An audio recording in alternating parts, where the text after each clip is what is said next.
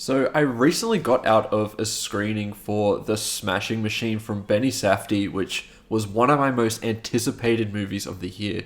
A sports movie that's elevated, that is right up my alley, and is so easy to win me over.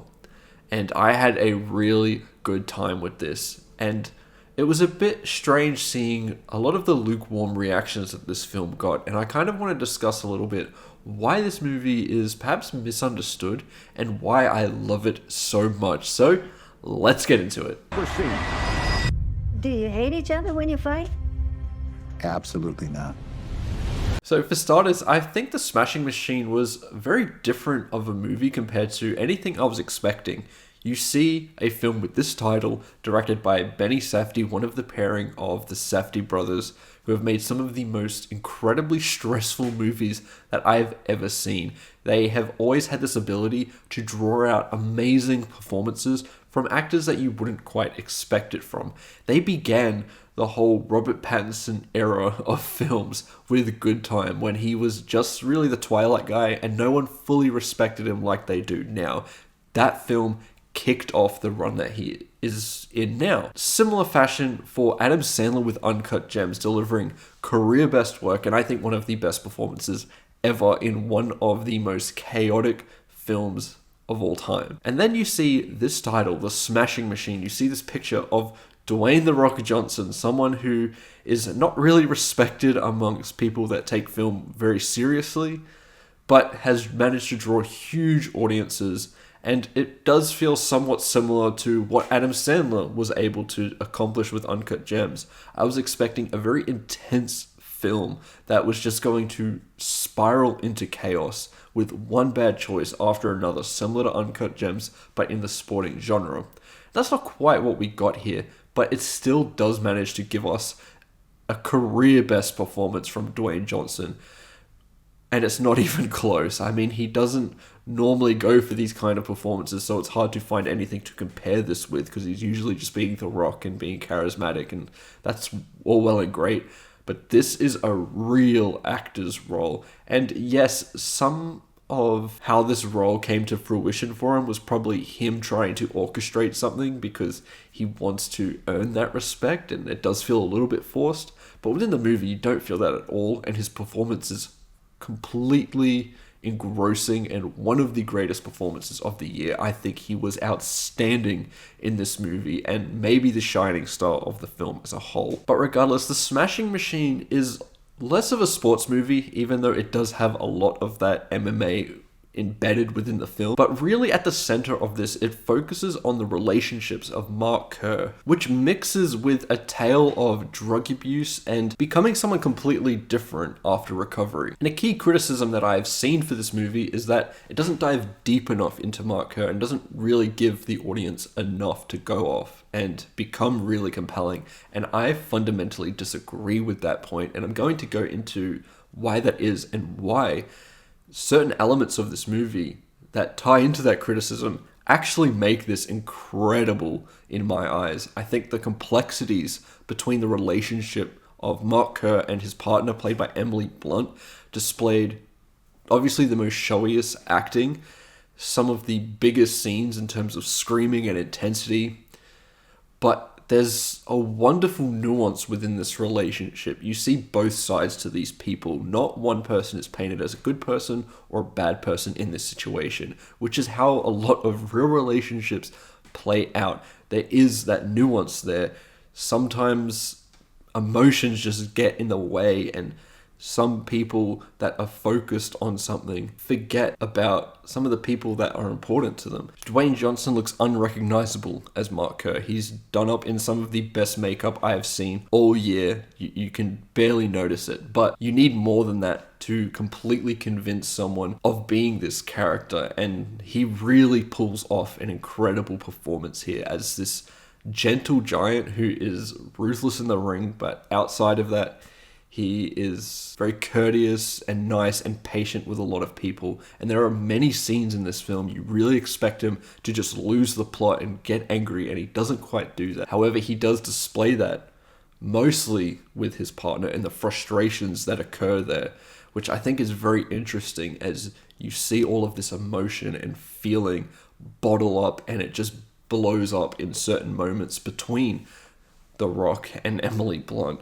And I think that they were absolutely electric together. I think Emily Blunt is outstanding in her role as well. The film will illustrate many personalities that Mark Kerr has. The one that he has with his trainer, for example, is very different to how he acts with his competitors, and it's very different to how he acts around his partner. And the way that Dwayne Johnson effortlessly weaves between these personalities, and the way the film goes through this is so subtle by nature. It feels so authentic and natural, and that's the way that so many people are. You act different when you're around your friends compared to how you are with your family or how you are with your significant other, different people in your life. And that, I think, was a very special aspect to this movie that you don't see very often. Films are mostly black and white. This person's bad, this person's good. And within this relationship between him and his partner, it's very three-dimensional. It's very nuanced. There's a lot more to it than that. Both can be in the wrong. Both can be in the right. You see why each person can be frustrated with the other one. You can see how they can turn that to a few weeks later working things out and being cool with each other, and then a few weeks later going off at each other. It's very interesting and very authentic, the way that these people, when they get stirred up in their emotions, they start saying some really ugly things that they perhaps don't really mean. But that is the beauty of this film that I really loved. There's many troubles that Mark Kerr is going through as a competitor, including opioid addiction. And Emily Blunt is very complex as a character because there are things in here that could make her out to be a bad person, but they also feel like very human feelings in the most fucked up way. She fell in love with someone that was troubled, and when he starts to go through this transformation, he changes as a person, and she feels conflicted by that because it's not quite the person she fell in love with, and there's this conflict there. And it's very interesting to see the way that plays out, because these emotions are so flawed and illustrate a lot of shortcomings with this person, that she shouldn't really be having these feelings. But the way that Benny Safdie has written this film and approached these characters, they make them experience these things and feel these things that are so nasty but feel so real. And I really love that approach.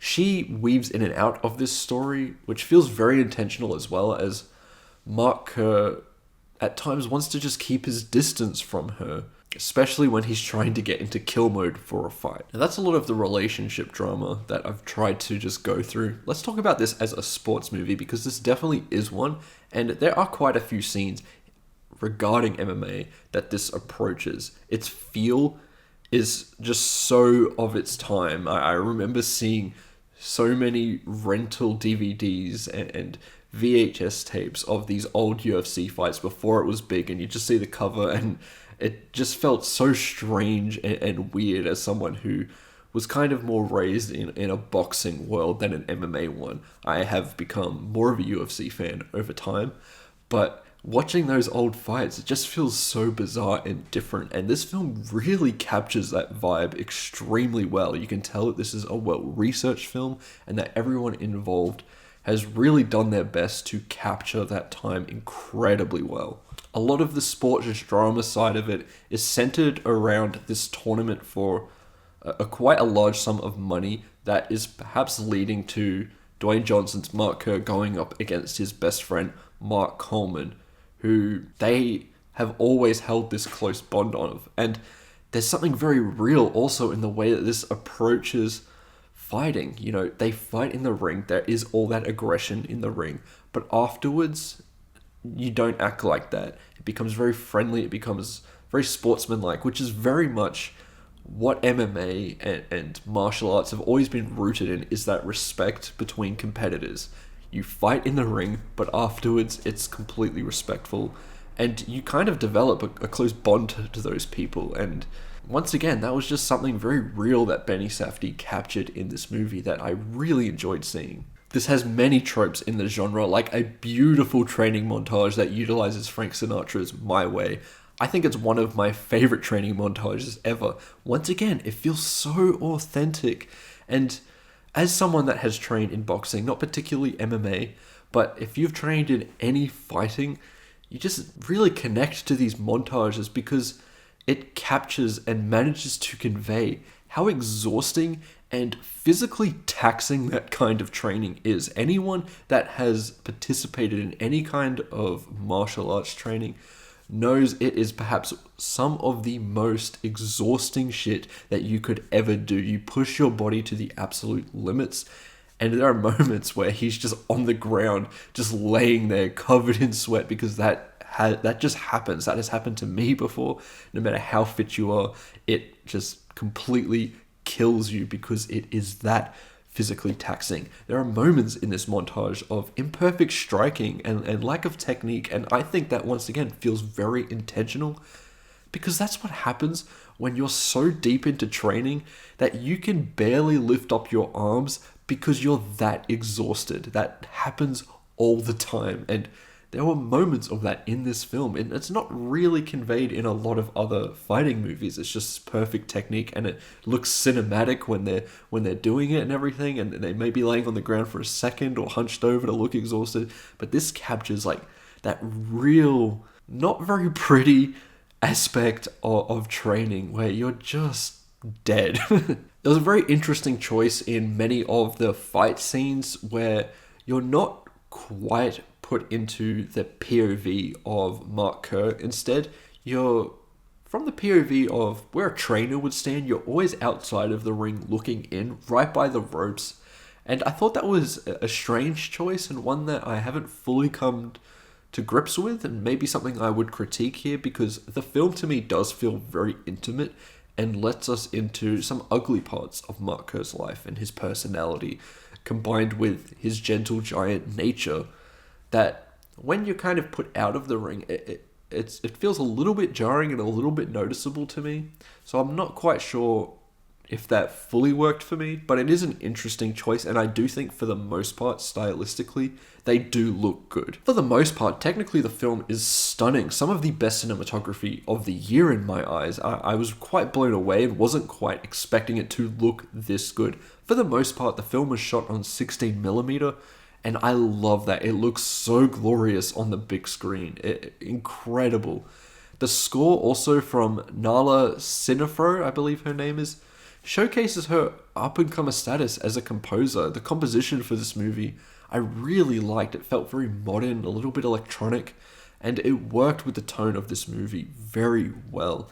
She also performs a rendition of the United States national anthem, which was one of the best versions of that anthem that I have heard. It was very moving within the film, and where it is played, I absolutely loved. It was just a perfect choice from Benny Safdie there. Safdie himself edited this movie, which I'm not always a huge fan of a director editing their own work because the director can get very in love with their own work, and those types of films can be very overindulgent, but sometimes they do work to its benefit, and I think Benny Safdie made a lot of engaging editing choices with a great use of montage that really worked. I think the film flew by. I was engaged the entire time, and for its 2-hour runtime, it just went by. So I think it was edited supremely well. Also, if you are a fight fan, there are a number of appearances from fighters from different martial arts that I quite like seeing and were quite fun. So if you know game with these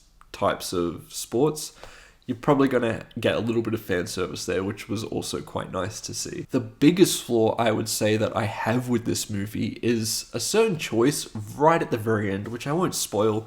It was just kind of took me out of it. It was a bit of a fourth wall break, and I just thought it was kind of corny. I didn't quite like its place within the movie, especially in this movie specifically.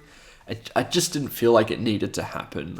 I understand the choice, and it's not exactly an original choice, but it just didn't work for me this time personally. Overall, I think The Smashing Machine was awesome, and I really adored this movie. Yes, sports movies win me over so easily, but I think there is something special on offer here that worked so much for me. I think its approach to having real three-dimensional characters, ones that feel a whole spectrum of emotions, ones that are imperfect and then at times can be really lovely. You can see why between these two lovers, angry at each other one minute and in love with each other the next. There's a lot here to chew on. I think it's a lot more complex than some people are giving it credit for. And I think Benny Safdie handled this just the right way for this to be an excellent film in my eyes.